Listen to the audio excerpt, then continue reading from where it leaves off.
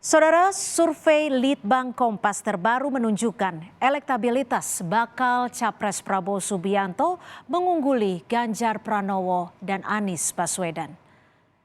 Dari hasil survei Litbang Kompas pada 29 April hingga 10 Mei 2023, Prabowo kembali ke posisi puncak dengan elektabilitas 24,5%. Sementara Ganjar di peringkat kedua dengan elektabilitas 22,8%. Sedangkan Anies Baswedan mencatatkan elektabilitas sebesar 13,6%. Menurut manajer Litbang Kompas, Toto Suryaning Tias, penurunan elektabilitas Ganjar dibanding periode survei Januari 2023 tak lain karena dampak penolakan Ganjar atas kehadiran tim sepak bola Israel yang berbuntut pembatalan Piala Dunia U20 di Indonesia.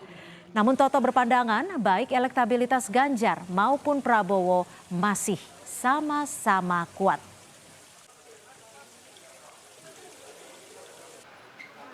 Momentum yang menyebabkan elektabilitas Ganjar ini setback ke format setahun yang lalu itu sebetulnya adalah memang peristiwa batalnya Piala U20 ya, Piala Dunia Junior. Ganjar Pranowo ini turunnya sekitar 7-8%. Nah, penurunan pada saat itu jauh lebih dalam dibandingkan angka ini, sehingga angka ini sebetulnya sudah merupakan recovery ya. Pola dari elektabilitas Prabowo ini kita lihat dia naik turun, cenderung lebih fluktuatif. Bulan Juni 2022 25%, kemudian turun ke 17% dan seterusnya kembali naik.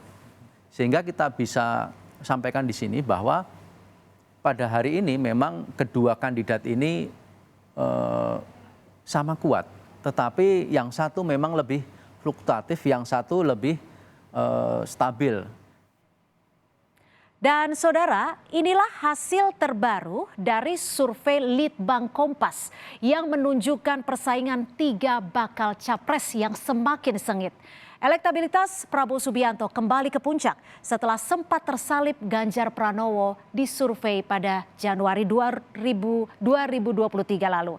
Elektabilitas Prabowo naik signifikan 6,4% menjadi 24,5%. Elektabilitas Ganjar turun 2,5% dari 25,3% di bulan Januari, kini menjadi 22,8%. Sementara saudara, elektabilitas Anies Baswedan nyaris tidak berubah dibanding hasil survei bulan Januari lalu dengan 13,6%. Dan inilah hasil survei Litbang Kompas ketika pilihan dilakukan secara bebas kepada semua tokoh yang berpotensi menjadi bakal capres.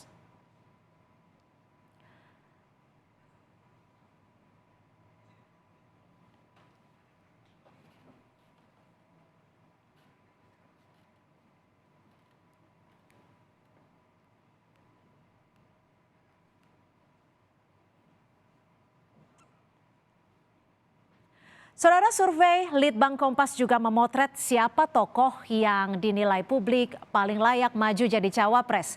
Dari survei tatap muka kepada 1.200 responden terbaca tren keterpilihan tokoh layak menjadi cawapres.